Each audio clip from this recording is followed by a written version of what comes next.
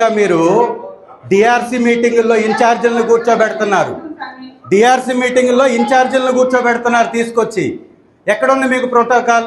DRC మీటింగుల్లో ఇన్ఛార్జీలు ఎందుకు వస్తారు? మీరు కాదా కూర్చోబెడుతుంది? అడుగుతున్నారు అధికారులు. చైర్మన్గా ఉండేది ఎవరు?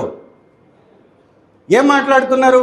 ఒక ఏరియా హాస్పిటల్లో మాకు పిలవరు, మమ్మల్ని పిలవరు, తీసుకొచ్చేసి ఎవరినో తీసుకొచ్చేసి శంకుస్థాపనలు చేసేస్తారు, రిబ్బన్ కటింగ్లు చేసేస్తారు, స్కానింగ్ సెంటర్లు ఓపెన్ చేయించేస్తారు. ఏం చేస్తున్నారు? ఒక్కటి మెయింటైన్ చేయట్లేదు.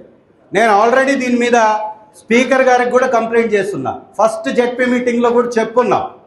ఈ మధ్య కాలంలో ఎర్రగొండపాలెం, దర్శిలో అత్యంత ఎక్కువగా ఇన్ఛార్జీలను పెట్టి మీరందరూ పార్టిసిపేట్ అవ్వట్లేదా?